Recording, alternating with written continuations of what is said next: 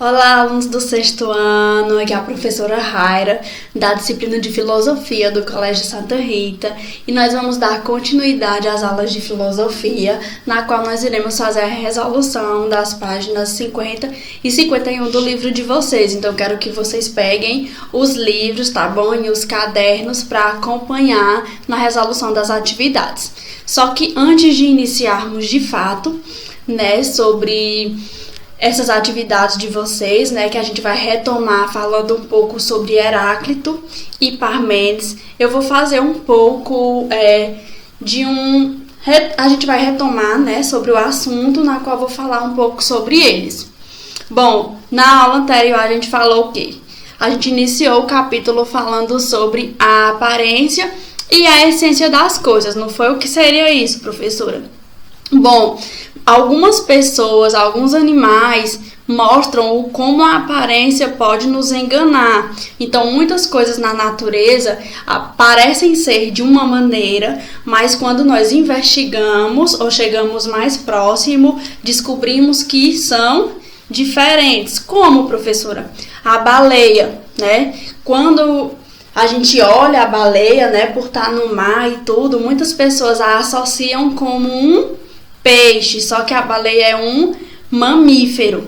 Algumas pessoas também aparentam ser de um jeito, mas quando nós as conhecemos melhor, nós notamos que elas são diferentes. Ou seja, a aparência ela pode não corresponder à essência das coisas. E aí a gente entra para falar sobre essência e aparência com Heráclito e Parmênides, que são filósofos que buscaram explicar a essência de todas as coisas que existem no mundo. Heráclito, por exemplo, ele nasceu em Éfeso, na região da Jônia. Para ele, a natureza ela está em constante movimento. O que é isso, professora? Tudo muda e nada permanece igual. Então, uma coisa ela pode se transformar em seu contrário, ou seja, o ser ele é e o não é ao mesmo tempo. Como assim, professora?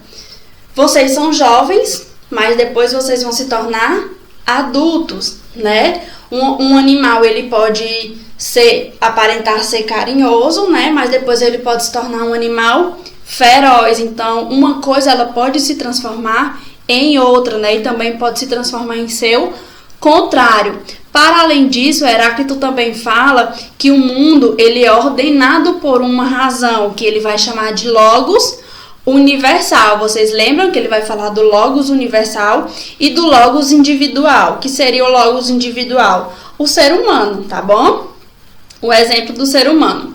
Então, esse logos universal para Heráclito, ele garante a harmonia de todo o mundo onde nós estamos.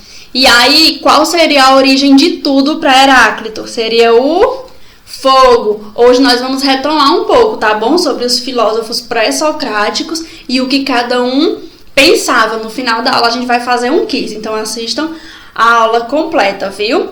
Então, para Heráclito, a origem de tudo seria o fogo. Mas por que, professora, o fogo? Porque para Heráclito tudo surge do fogo e a ele retorna. Como seria isso, professora? O fogo, Heráclito observa que o fogo ele representa todo o movimento da natureza.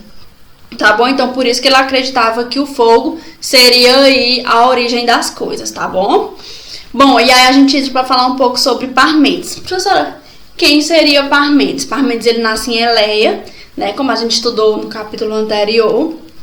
Parmênides ele afirmava que apenas a aparência das coisas transformam. A essência ela continua fixa, ela continua ali eterna. Então, por que, professor? Ele acreditava que se as coisas elas mudassem a sua essência, elas deixariam de ser o que de fato são. Por exemplo, a professora Raira é a mesma Raira de quando ela era criança. A minha essência continua sendo a mesma. Eu mudei a minha aparência, né? Eu era menor, eu tinha menos conhecimento, né? Com o tempo a gente vai obtendo mais conhecimento. Eu mudei a aparência, mudei o cabelo, né? A altura. Mas a minha essência para Parmênides, ela continua a mesma. Eu continuo sendo Hira, tá bom?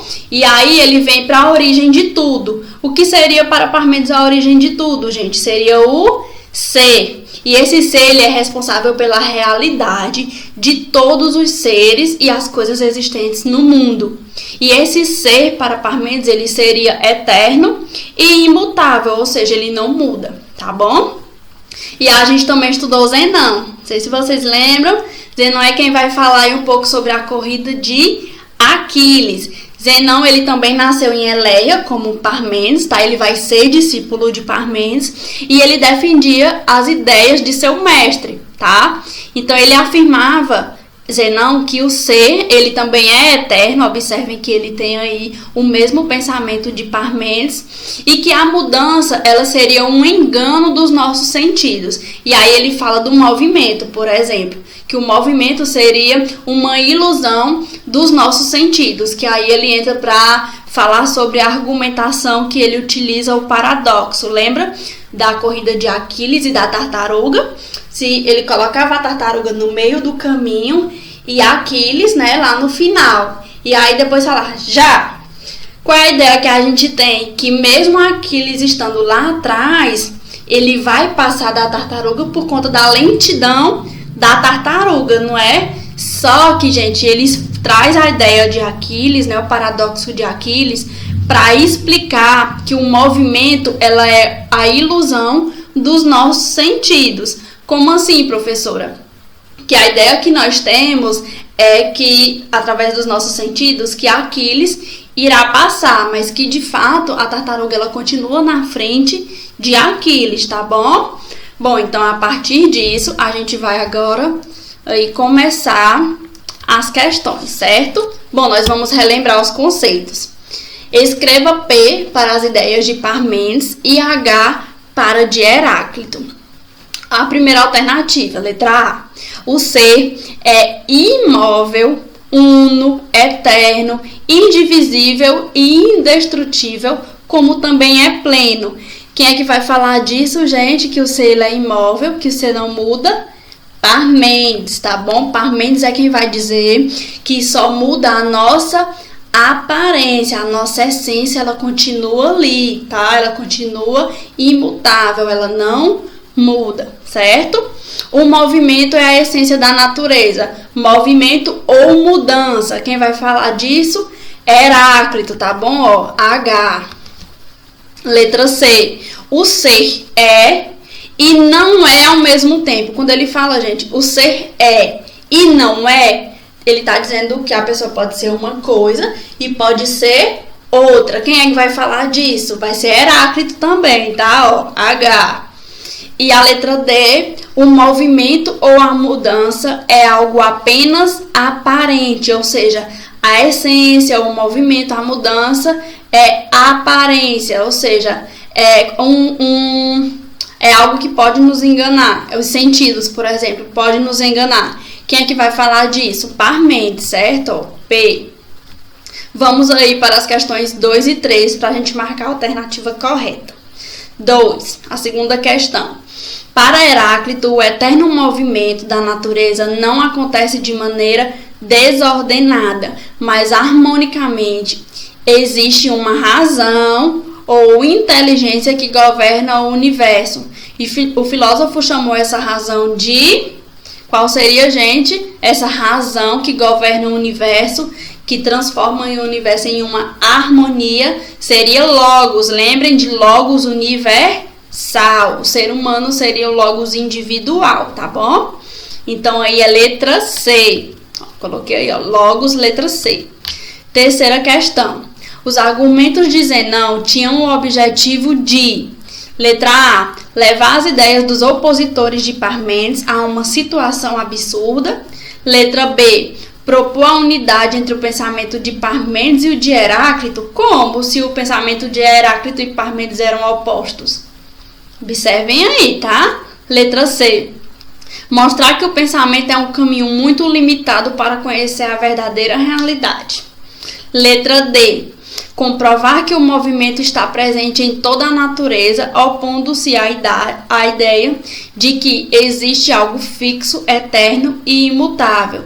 Gente, aí seria a letra A, certo? Zenão, ele estudava, refletia sobre as ideias dos seus opositores, tá bom? Os opositores de Parmênides, que era seu mestre, ele foi discípulo de Parmênides, como a gente falou anteriormente, e ele tornava, né, a ideia desse opositor dele com uma situação absurda. Então seria a letra A, tá bom? A letra B a gente já percebe na hora que tá errado, porque ele fala que ele tenta propor, né, uma unidade entre o pensamento de Parmênides e Heráclito.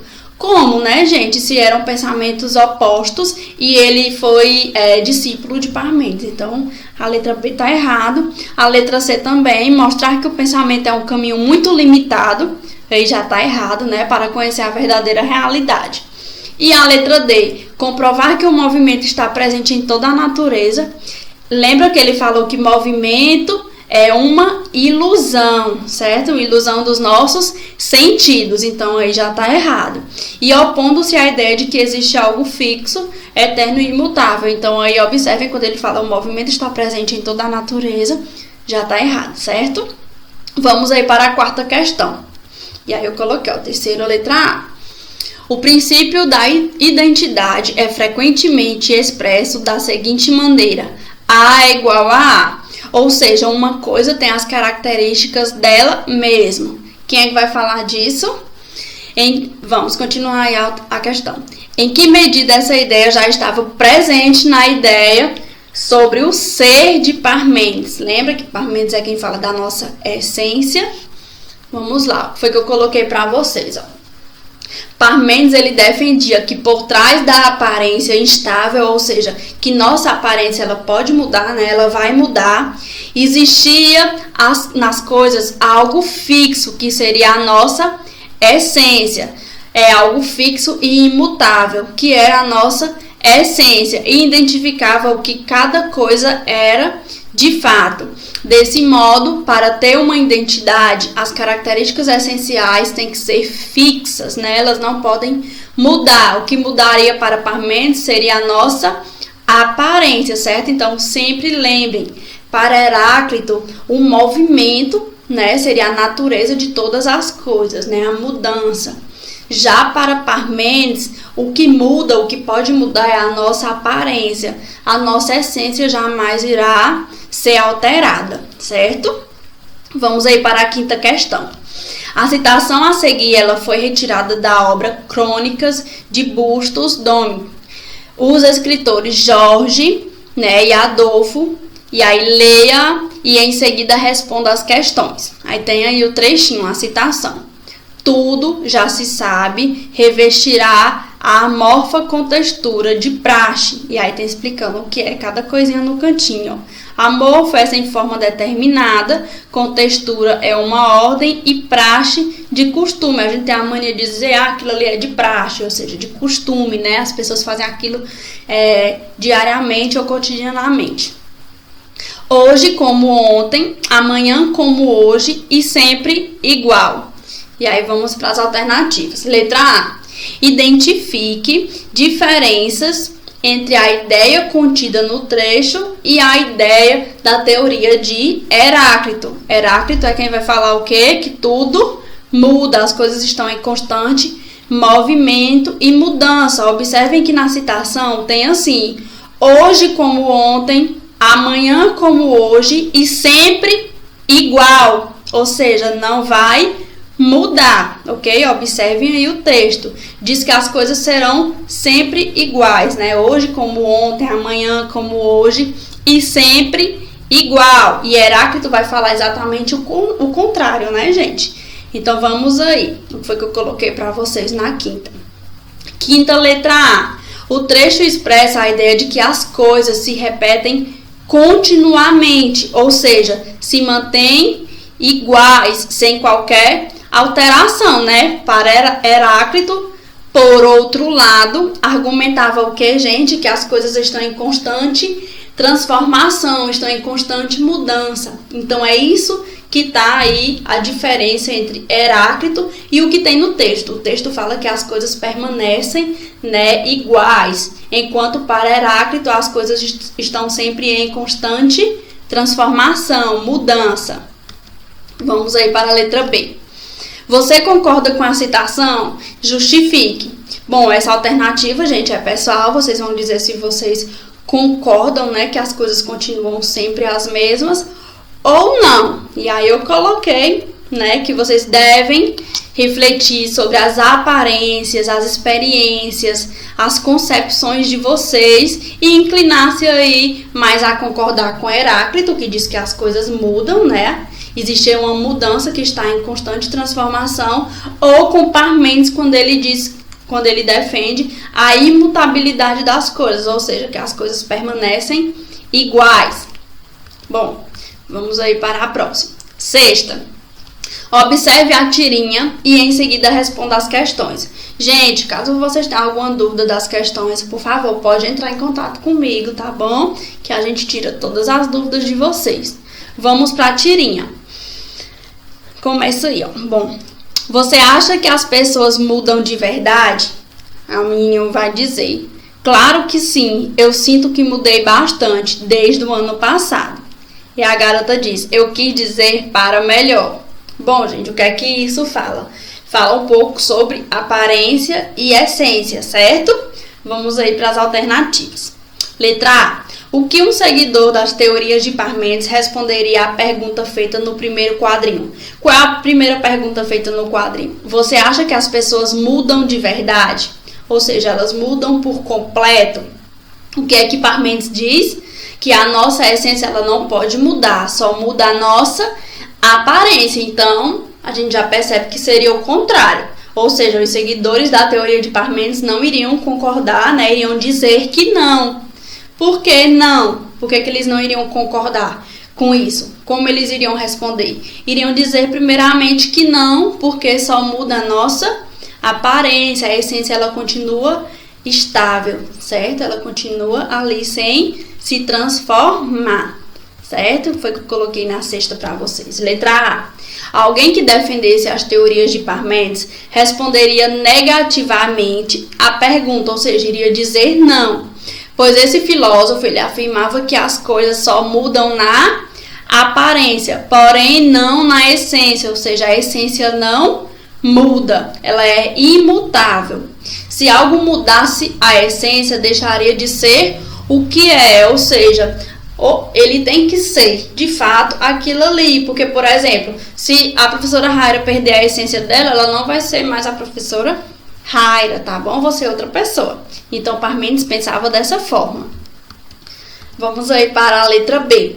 Com base nas ideias de transformação e de permanência que a gente estudou no capítulo, né, gente? A gente estudou aí sobre a permanência e as transformações, com dois filósofos que discutem exatamente isso, né? Heráclito e Parmênides.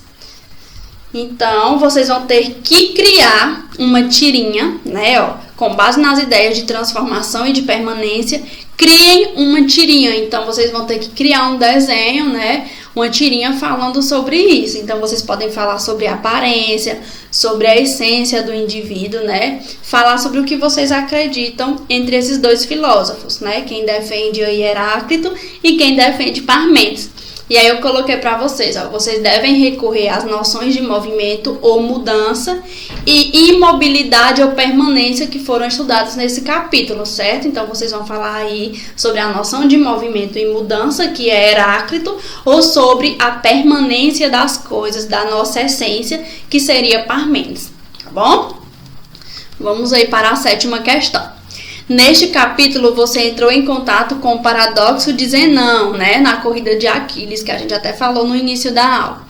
A corrida entre Aquiles e a tartaruga. E aprendeu um pouco sobre esse tipo de argumento. E agora eu faço as atividades 7 e 8 relacionadas ao paradoxo. Vamos aí para a sétima questão. No livro, Através do Espelho e o que a Alice encontrou por lá, a personagem Rainha Vermelha diz uma frase misteriosa para Alice. Pois bem, aqui, veja, tem de se correr o mais depressa que puder, né? Que se puder. Quando se quer ficar no mesmo lugar. Como assim, professora? Tem de se correr mais depressa que se puder quando se quer ficar no mesmo lugar. Observem que dá a ideia de que o movimento é ilusório. Quem é que fala isso? Zenão, né, gente? Então seria o paradoxo. Por quê? Se eu corro, a ideia que eu tenho é que eu vou sair do lugar. Então o paradoxo é o contrário. Como assim, professor? Se correr dá a ideia de sair do lugar, né, de movimento, como é que eu vou ficar no mesmo lugar? Então lembrem aí da corrida de Aquiles, tá bom? Então vamos para a questão. O que há de comum entre a frase do livro e o paradoxo de Aquiles, proposto por Zenão? Aí tem as alternativas. Letra A ideia de que não adianta fazer nada, pois tudo sempre permanecerá como está. A ideia de que o movimento é uma ilusão dos sentidos. C, a ideia de que a pressa é inimiga da perfeição. E D, a ideia de que a verdade sempre aparece. Bom, gente, o que é que tem de comum aí? Seria o que é que Zenão fala? Que a ideia do movimento, que é uma ilusão dos nossos sentidos. Então, qual é a alternativa? A letra B. Lembrem que Zenão acreditava que o movimento é apenas uma ilusão dos nossos sentidos. Então, marquem aí letra B. Vamos para a oitava questão. Leia a pergunta a seguir e explique o paradoxo. Se Deus é onipotente, então pode criar uma pedra tão pesada que ele mesmo não possa levantar. Bom, gente, observem aí, Deus é onipotente. O que é onipotente é aquele que tudo pode. Então, como é que ele vai criar uma pedra tão pesada que ele não pode levantar? Se Deus tudo pode. Então, observem aí o paradoxo, né? Vamos aí para a oitava questão. Eu coloquei. Se Deus é onipotente, isto é, se tudo pode, ele tem o poder de criar uma pedra tão pesada que ninguém possa levantar, nem ele mesmo. Mas se isso acontecer, se ele não conseguir levantar a pedra que ele criou, ele não será onipotente. Porque o que é onipotente, gente? Que tudo pode. Então, a pergunta leva ao paradoxo, tá bom? Vamos aí. Vamos para refletindo sobre o poema. E aí tem um poema para vocês. Nasce e morre. Se nasce, morre, nasce. Morre, nasce, morre. Renasce, remorre, renasce. Remorre, renasce, remorre, ré. Ré, desnasce, desmorre, desnasce. Desmorre, desnasce, desmorre. Nasce, morre, nasce. Morre, nasce, morre, se. Bom, professor, o que é que tem nesse poema? Observe na palavra nasce e morre, né? E na mistura das palavras. Vamos aí para a alternativa. Primeira questão. Observe a forma como o poeta dispôs, né, as palavras nesse poema. Que tipo de ideia essa disposição sugere? Observe aí a mistura, né, gente, do nasce e morre. Bom, gente, então eu coloquei para vocês. Primeiro, o modo como as palavras foram dispostas para formar o poema sugere um movimento. Observem aí, ó, que ela começa, né, e vai andando, descendo, e aí depois vai de novo, né, e vem de novo. Então, da mesma forma, quando a gente lê da ideia de movimento, né, a própria forma que ele foi escrito, né, também dá a ideia de movimento. Quem vai falar disso? Heráclito, né, gente, de movimento, de mudança. Vamos aí para a alternativa. Então, a primeira é a ideia de movimento. Segunda, quais palavras foram escolhidas para compor esse poema? Elas sugerem a mesma ideia que a disposição das palavras justifica. Então, quais palavras, que aí é nasce e morre, né? Elas são escolhidas para compor o poema e elas sugerem a mesma ideia de disposição das palavras. Observem, gente, nasce, morre. Vamos aí, eu botei, ó, nascer e morrer foram palavras escolhidas pelo poeta para representar o movimento indicado visualmente. Essas palavras têm sentidos opostos, nasce e morre, né? E são encadeadas sugerindo uma eterna mudança, certo, gente? Então, assim, a ideia do poeta parece ser a de que o mundo está em constante movimento, de que nada permanece a mesma coisa por muito tempo, certo? Vamos aí para a terceira. O poema Nasce e Morre lembra as ideias de que filósofo? A gente falou até agora de movimento e mudança, não foi no poema? Quem é que fala disso? Heráclito, né, gente?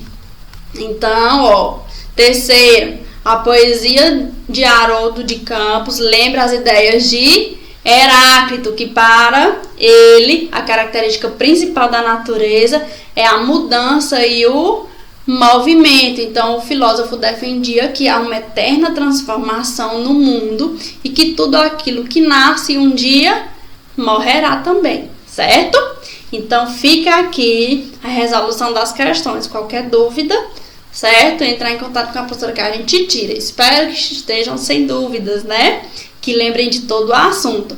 Então, já que a gente falou sobre Heráclito, sobre Parmênides, sobre Zenão, certo? Eu fiz um quiz para vocês, para a gente concluir esses assuntos. Então, a gente vai retomar também a Tales de Mileto, a Anaximandro, a Anaximenes e Pitágoras, tá bom? Bom, gente, vamos pro quiz. Primeiro, quem criou paradoxos como a corrida de Aquiles? A gente acabou de falar. Quem foi, gente, que criou? Ó, gente, vocês vão respondendo, tá bom? Quem foi que criou a corrida de Aquiles aí como uma forma de paradoxo? Vai ser letra D, vai ser Zenão, tá bom? O que é que eu quero que vocês façam? Quando entrarem no quiz, na primeira pasta aí que aparecer do quiz, vocês param, lê e responde. Depois, continua o vídeo, tá bom? Para ver se acertaram ou erraram, certo? Vamos aí para o próximo. Tudo é número. Quem é que vai falar que tudo é número? Quem é? É Pitágoras, Zenão, Parmênides ou Tales de Mileto? Vai ser Pitágoras, né, gente? Pitágoras é quem vai falar que tudo é o número, né? Tudo é um. E ele que vai valorizar aí o número e a matemática, tá bom? Vamos para o próximo. Os pré-socráticos buscavam saber sobre. Os pré-socráticos, também chamados de naturalistas, né, gente? Lembram? Eles vão procurar saber sobre a filosofia, sobre Deus, sobre arqué, sobre arte. Hein, gente? Seria arqué, né? Lembra de arqué, a origem das coisas, tá bom? A origem da natureza. Então, aí poderia ser arqué ou physis também, né, gente? Vamos aí para a próxima. Considerado o primeiro filósofo: Anaximandro, Pitágoras, Sócrates ou Tales de Mileto? Tales de Mileto, né, gente? Ele foi considerado o primeiro filósofo, né? Principalmente também dos pré-socráticos ou naturalistas. Próximo. Não é filósofo da escola jônica. A gente estudou, não foi, gente? A escola jônica, a eleata, a pitagórica. Quem é que não é filósofo da escola jônica? É Pitágoras, Heráclito, Anaximandro ou Anaximenes? Seria Pitágoras, né, gente? Heráclito, Anaximandro e Anaximenes seria assim, tá bom? Da escola jônica, então aí é Pitágoras. Pitágoras vai ser de qual escola? Da escola pitagórica, tá bom? Que leva seu próprio nome. A arqué seria indeterminada e infinita. Para quem é, gente? Que ela é indeterminada e infinita. Anaximandro, Zenão, Anaximenes ou Tales de Mileto? Gente, Anaximandro, né? A Apeiron, certo? Lembre, a Apeiron. Anaximenes vai acreditar que é o ar, certo? Tales de Mileto, a água, tá bom? Vamos para o próximo. Para esse filósofo, a essência não muda, só muda a nossa aparência. E vai ser Tales de Mileto, Parmênides, Heráclito ou Pitágoras? Vai ser Parmênides, né, gente? Parmênides era quem acreditava que a nossa essência não muda, né? Senão o ser humano, ele o indivíduo, né, não seria mais ele mesmo, tá bom? Então vai ser Parmênides. Para Heráclito, qual seria a característica da natureza? Qual seria, gente? Não ser, movimento, ser ou a? Seria letra B, né, gente? Seria um movimento. Essa seria a característica da natureza, tá bom? Próximo. Para Heráclito, o que seria arqué? Água, terra, nenhuma ou fogo? Seria fogo, né, gente? A água é para Tales de Mileto. Então, letra A, fogo. Bom, gente, então a nossa aula fica aqui com esse quiz, tá bom? Revisem o assunto, façam as questões direitinho, não é para apagar as questões caso vocês não tenham errado, tá bom? Se tiver parecido, se estiver falando a mesma coisa, não precisa apagar para copiar igual o slide, tá bom? Beijo e até a próxima aula.